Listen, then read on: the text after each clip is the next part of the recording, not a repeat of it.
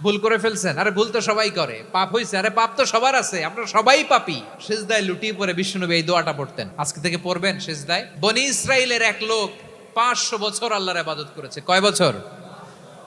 কোথায় জানেন? সাগরের মাঝখানে এক পাহাড়। ওই পাহাড়ের উপরে বসে 500 বছর টানা আল্লাহর ইবাদত। দিনে আর রাতে একবার করে নিচে নামতেন। সেখানে আল্লাহ তাআলা পাথরের ভেতর থেকে তার জন্য মিঠা পানির ব্যবস্থা করে দিয়েছেন। আর একটা ডালিম গাছের ব্যবস্থা করে দিয়েছেন। সকালে নামলে একটা টসটসে ডালিম, রাতে নামলে টসটসে ডালিম। এগুলো খেয়ে খেয়ে 500 বছর সে আল্লাহর ইবাদত করেছে। আর সে আল্লাহর কাছে বলেছে, আল্লাহ আমি যখন মারা যাব সেজদারত অবস্থায় যেন মারা যাই। ঠিকই আল্লাহ সেজদারত অবস্থায় সাইয়েদনা আজরাইলকে পাঠিয়ে দিলেন। সেজদারত অবস্থায় লোকটা মারা গেল। 500 বছর ইবাদতের পরে আল্লাহর দরবারে কিয়ামতের কঠিন ময়দানে যখন লোকটা হাজির হয়ে যাবে, আল্লাহ বলবেন আদখিলু আবদি আল জান্নাতা বিরহমাতি, আমার বান্দাকে আমার দয়া আমার ভালোবাসা দিয়ে জান্নাতে ঢুকায়া দাও। 500 বছর ইবাদত করছে তো আমার দয়ায় আমার বান্দারে জান্নাত দাও। এই বান্দা বলে বালবি আমালি, আল্লাহ তোমার দয়া লাগবে কেন? আমি আমার আমল দিয়ে জান্নাতে যেতে চাই। কি দিয়ে? কথা বুঝে নাই বোধহয়। আল্লাহর এই বান্দা কি দিয়ে জান্নাতে ঢুকতে চায়?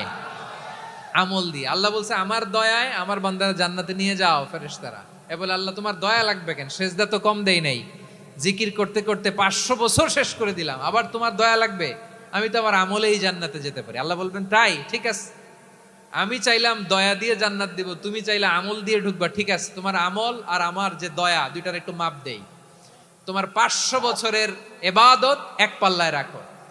আর আল্লাহ বললেন আমি যে দয়া করে এই দুনিয়ার নাজ নেয়ামত বিউটি সৌন্দর্য দেখার জন্য তোমার দুটা চোখ দিয়েছিলাম, দুটা নয় একটা চোখ আরেক পাল্লায় রাখো। রাখা হবে, দেখা যাবে ওই 500 বছরের ইবাদত হালকা হয়েছে আর মুহূর্তের মধ্যে আল্লাহর দেয়া একটা চোখের নেয়ামত ভারী হয়ে গিয়েছে।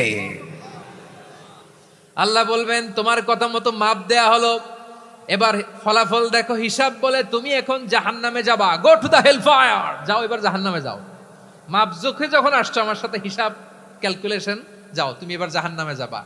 এবার লোকটা কাচুমাচু করে বলে আল্লাহ আমি বুঝি নাই, আল্লাহ আমি বুঝতে পারি নাই, খেয়াল করি নাই, তুমি আমারে ক্ষমা করো, তুমি আমারে মাফ করো। ও আল্লাহ এবার আমি টের পেয়েছি, এবার আমি বুঝতে পেরেছি তোমার দয়া ছাড়া দুনিয়ায় কেউ জান্নাতে যেতে পারবে না, কেউ পারবে না। আল্লাহ বললেন ওরে গোলাম তুই তো কিছুই ছিলি না, অস্তিত্বহীনতা থেকে তোরে অস্তিত্বে আনলো কে? ওই ছোট্ট শুক্রাণু থেকে মায়ের পেটে 9 মাস ধরে খাবার দিয়েছে কে?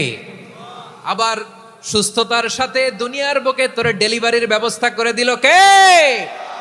আবার তোর মায়ের বুকের ভেতরে 2টা খাবারের লাইনের ব্যবস্থা করে দিল কে? আবার তোকে শৈশব পেরিয়ে কৈশোর পেরিয়ে তারুণ্য, তারপরে যৌবন, এগুলো দান করলো কে? তার চেয়েও বড় কথা, পাহাড়ের মাঝখানে সাগরের মাঝখানে 500 বছর ইবাদত করার শক্তি তোর গায়ে দিয়েছে কে? এই সাগরের মধ্যে লোনা পানি লবণের পানি মুখে দেয়া যায় না, সেখান থেকে আমি পাহাড়ের ভেতর থেকে মিঠা পানির ব্যবস্থা করে দিলাম। ওই জায়গায় তোরে রিজিকের বন্দোবস্ত করলো কে? সকাল বিকাল 2 বেলা টসটসে ডালিম খাওয়ার ব্যবস্থা করে দিল কে? তোর আবদার ছিল আল্লাহ আপনি আমারে সেজদারত অবস্থায় রুহু কবজ করবেন, তোর শেষ আবদারটাও পূরণ করেছে কে? ও গোলাম আমার রহমতের তুলনায়, আমার নেয়ামতের তুলনায় তোর 500 বছরের ইবাদতের কোনো ওজনই হবে না। গোটা বিশ্বের কেউ কোনোদিন আমার জান্নাতে ঢুকতে পারবে না আমি আল্লাহর দয়া ছাড়া। হুয়ার রহমানুর রহিম, তিনি দয়াময়, তিনি মেহেরবান। জিব্রাইল আলাইহিস সালাম বিশ্বনবীর এই লম্বা হাদিসটা যখন শোনালেন, আমি যা যা বলছি এটা বিশাল এক হাদিসের অনুবাদ। বললেন ইয়া মুহাম্মদ এই দুনিয়ার সবটাই চলে আল্লাহর রহমত দিয়ে। হাদিসের শেষ কথা, সব চলে আল্লাহর কি দিয়ে? তখন বিশ্বনবী সাহাবাদের বললেন ও সাহাবারা শোনো, আল্লাহর জান্নাতে কেউ কোনোদিন প্রবেশ করতে পারবে না তার রহমত ছাড়া। সাহাবারা বললেন ইয়া রাসূলুল্লাহ আপনিও না, আপনিও কি আল্লাহর রহমত ছাড়া প্রবেশ করতে পারবেন না? বিশ্বনবী বললেন না আমিও না, আমি বিশ্বনবীও আল্লাহর জান্নাতে আল্লাহর রহমত ছাড়া ঢুকতে পারবে না, তবে কিয়ামতের দিন আল্লাহর রহমত আমার চারদিকে বেষ্টনী দিয়ে থাকবে। আল্লাহ নিজের পরিচয় দিয়ে বললেন আলিমুল গায়বি ওয়াশ শাহাদাতি হুয়ার রহমানুর রাহিম। আমি হলাম রহমান, আমি রাহিম। আল্লাহরে চিনছেন? ওবারখালীর ভাইয়েরা, আপনার রবকে চিনতে পারতেছেন? তিনি দয়ার সাগর, তিনি মায়ার সাগর। তার দয়ার সাগর যে কত বড় আপনার কল্পনাতেও নাই। এজন্য আপনার পাপ যত বড় হোক, অন্যায় যত বড় হোক, অপরাধ যত বড় হোক, আপনার জুলুম যত বড় হোক, আল্লাহর রহমান নামের দরিয়া তার চাইতেও বড়। আল্লাহ বলেন, খুলিয়া ইবাদিয়াল্লাযীনা আসরাফু আলা আনফুসিহিম লা তাকনাতু মির রাহমাতিল্লাহ ইন্নাল্লাহা ইয়াগফিরুয যুনুবা জামিআ ইন্নাহু হুয়াল গফুরুর রহিম। ও আমার গুনাহগার বান্দারা শোনো, জুলুম করেছো, ভুল করেছো, অন্যায় করেছো, আল্লাহর রহমত থেকে নিরাশ হয়ো না। আমরা বিশ্বাসীরা কশিনকালে আল্লাহর রহমত থেকে নিরাশ হব না, ঠিক কিনা বলেন? আল্লাহর রহমত থেকে নিরাশ হবেন? ভুল করে ফেলছেন, আরে ভুল তো সবাই করে। পাপ হয়েছে, আরে পাপ তো সবার আছে, আমরা সবাই পাপী, সবাই পাপী।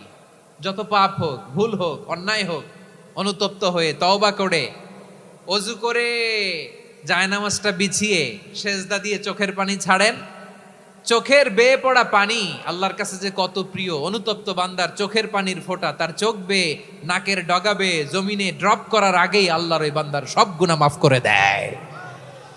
আল্লাহ বললেন, আমি রহমানুর রহিম, আমি দয়াময়, আমি মেহেরবান। এরপর আল্লাহ বললেন, হুয়াল্লাহুল্লাযী লা ইলাহা ইল্লা হুয়াল মালিকুল কুদ্দুসুস সালামুল মুমিন। ওয়াল্লাহুল্লাযী, তিনি এমন আল্লাহ, লা ইলাহা ইল্লাহু, তিনি ছাড়া কোনো ইলাহ নাই। আল মালিক, তিনি হলেন আল মালিক। দুইটা শেষ, আর রহমান আর রাহিম শেষ। এবার আল্লাহ 3 নম্বর গুণবাচক নামের পরিচয় দিচ্ছেন। আল্লাহ বলছেন, আমি হচ্ছি আল মালিক। আমি কি? মানে সম্রাট। আল মালিক মানে হচ্ছে the king, the king of kings. সব রাজার বড় রাজা, মহারাজা। তার চেয়ে বড় রাজা আর কেউ নাই, তার চেয়ে বড় সম্রাট আর কেউ নাই, তার চেয়ে বড় ক্ষমতাধর সত্তা মহাবিশ্বে দ্বিতীয় কেউ নাই। চিৎকার করে বলেন ঠিক কিনা? তিনি আল মালিক। আল মালিক মানে ক্ষমতাধর, ক্ষমতার মালিক, রাজা ধীরাজ বাদশাহ। তার ক্ষমতা আর আমাদের ক্ষমতা একরকম নাকি? আবার আমার নবী, বিশ্ব নবী যখন সিজদায় লুটিয়ে পড়তেন, আম্মা জানা এসে বলেন, আমরা তো সিজদার মধ্যে সুবহান রাব্বিয়াল আলা বলেই শেষ, কিন্তু বিশ্বনবী তাহাজ্জুদের নামাজে, নফল নামাজে, সুন্নত নামাজে 3 বার সুবহান রাব্বিয়াল আলা তাসবিহ পড়ার পরে তিনি পড়তেন, সুবহুন কুদ্দুসুন রাব্বুল মালাইকাতি ওয়ার রূহ। সুবহ, কুদ্দুস, রব্বুল মালাইকাতি ওয়ার রূহ। সিজদায় লুটিয়ে পড়ে বিশ্বনবী এই দোয়াটা পড়তেন। নফল নামাজে, সুন্নাত নামাজে কিংবা তাহাজ্জুদের নামাজে সুবহান রাব্বিয়াল আলার পরে কি পড়তেন? সুবহুন। আওয়াজ করে বলেন, সুবহুন কুদ্দুসুন রব্বুল মালাইকাতি ওয়ার রূহ। মানে আল্লাহ আপনি প্রশংসিত, আল্লাহ আপনি অতি পবিত্র, আপনি সব ফেরেশতা কুলের রব, ফেরেশতাদের সরদার জিব্রাইলের রব। সুবহানাল্লাহ। আজকে থেকে পড়বেন সিজদায়? হ্যাঁ, বারোখালীবাসী পড়বেন নাকি? হুজুর নামাজে তো পড়ি না। হ্যাঁ, এরকম নফল নামাজে, তাহাজ্জুদের নামাজে, সুন্নত নামাজে সিজদার যে তাসবিহ সুবহান রাব্বিয়াল আ'লা 3 বার পড়ার পরে আমার ভাইরা, মহিলা প্যান্ডেলে আমার যে মায়েরা বোনেরা আছে, আজকে তো রেকর্ড হয়ে যাবে, কালকেই ভিডিও পেয়ে যাবেন। 3 বার সুবহান রাব্বিয়াল আ'লা পড়ার পরে পড়বেন সুবহুন কুদ্দুসুন রব্বুল মালাইকাতি ওয়ার রূহ। পড়বেন তো ইনশাআল্লাহ। আল্লাহ তাআলা সূরা মুলকের শুরুতে বলছেন, তাবারাকাল্লাযী বিয়াদিহিল মুলকু ওয়া হুয়া আলা কুল্লি শাইইন কাদির। মহিমান্বিত সত্তা, যার হাতে ক্ষমতা, তিনি যা চান তাই করতে পারেন। আওয়াজ করে বলেন তো তিনি কে? আবার আল্লাহ বলেন, কুলিল্লাহুম্মা মালিকাল মুলকি তুতিল মুলকা মান তাশাউ ওয়া তানজিউল মুলকা মিম্মান তাশা ওয়া তুইজ্জু মান তাশাউ ওয়া তুযিল্লু মান তাশাউ বিয়াদিকাল খায়র ইন্নাকা আলা কুল্লি শাইইন কাদির। আল্লাহু আকবার। এ নবী আপনি বলুন, আল্লাহুম্মা মালিকাল মুলক, আল্লাহ আপনি ক্ষমতার মালিক। তুতিল মুলকা মান তাশা, যাকে চান তারে ক্ষমতার চেয়ারে বসান। ওয়া তানজিউল মুলকা মিম্মান তাশা, যাকে চান তাকে ক্ষমতার চেয়ার থেকে ছুঁড়ে ফেলে দেন। তিনি কে? ক্ষমতার চেয়ারে বসায় কে? আবার মনে চাইলে আস্থা করে ছুঁড়ে নিক্ষেপ করেন, তিনি কে? আবার আল্লাহ বললেন, ওয়ালাম ইয়াকুল্লাহু শারীকুন ফিল মুলকি, আমার ক্ষমতায় কোনো শরীক নাই, কোনো জোট নাই, কোনো পার্টনার নাই, কোনো অংশীদার নাই। আবার আমি চলে গেলে আমার ক্ষমতার দাবিদারও কেউ নাই। আল্লাহু আকবার। এই দুনিয়াতে রাজা মারা গেলে পরের রাজা কে হয়? রাজার ছেলে রাজা, ঠিক কিনা বলেন? আল্লাহ চলে গেলে আরেকজন বসবে নাকি? এরকম না, তার ক্ষমতার সাথে দুনিয়ার ক্ষমতার কোনো মিলই নাই। এজন্য তিনি তার নাম দিয়েছেন আল মালিক। আল মালিক, the owner of power, the owner of ultimate power and sovereignty, the king of kings, সব রাজার বড় রাজা, মহারাজা আল মালিক, তিনি হচ্ছেন আল্লাহ। চিৎকার করে বলেন ঠিক কিনা? তিনি আসল ক্ষমতার অধিকারী। দুনিয়াতে যে আমরা ক্ষমতা নিয়ে কামড়াকামড়ি করি, মারামারি করি, কিয়ামতের দিন আল্লাহ জিজ্ঞেস করবেন, কই তোদের ক্ষমতা আজকে বল। কিয়ামতের সময় সব মানুষগুলো যখন ইন্তেকাল করবে, সব জিনেরা যখন ইন্তেকাল করবে, সব ফেরেশতারা যখন ইন্তেকাল করবে, বাকি থাকবে মালাকুল মাউত।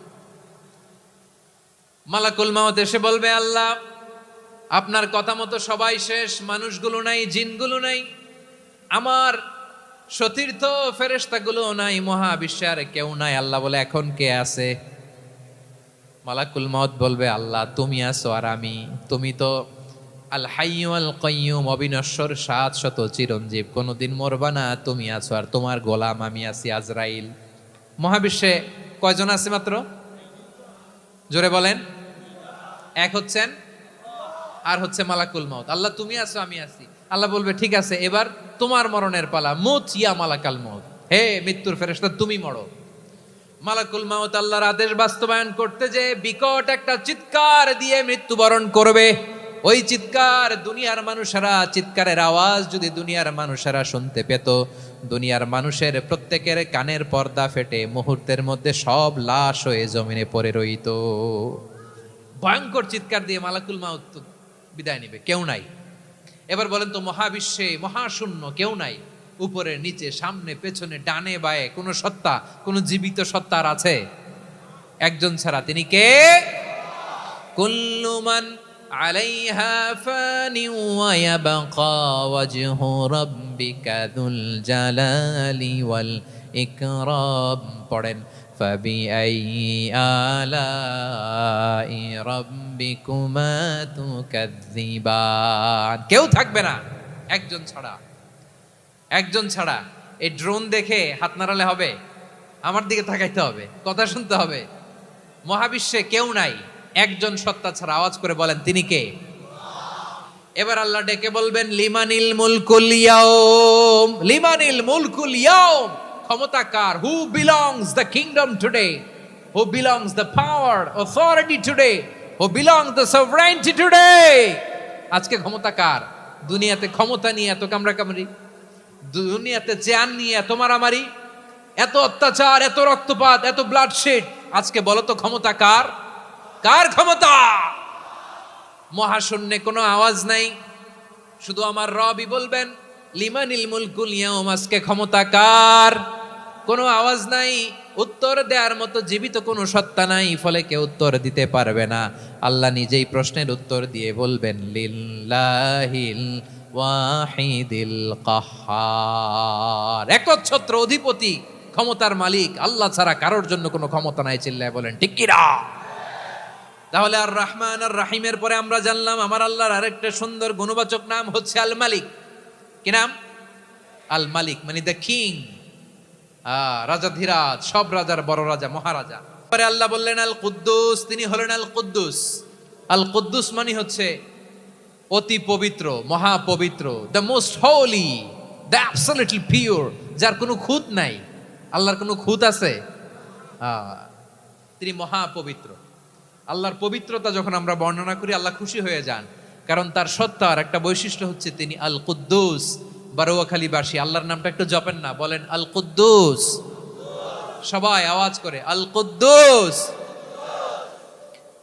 অতি পবিত্র, তার মধ্যে কোনো অপবিত্রতার ছিটে ফোঁটা নাই, মহাপবিত্র, the most pure, the most holy, অতি পবিত্র।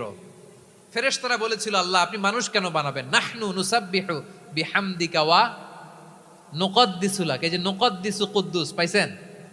তারা বলেছিল আল্লাহ মানুষ কেন বানাবেন, মারামারি করবে, আমরাই তো ভালো, আমরাই আপনার মহিমা বর্ণনা করি, আমরাই আপনার পবিত্রতা বর্ণনা করি। নুকদ্দিসু লাক তার মানে আল কুদ্দুস।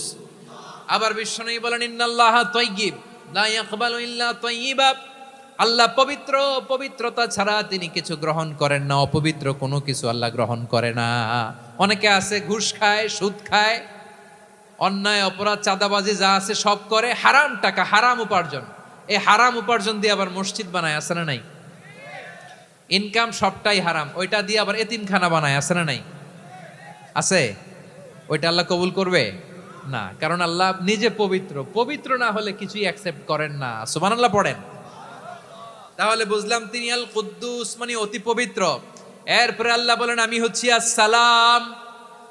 আওয়াজ করে বলেন আসসালাম।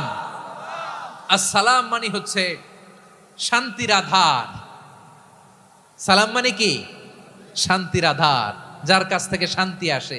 দ্য সোর্স অফ পিস, তিনি শান্তির আধার।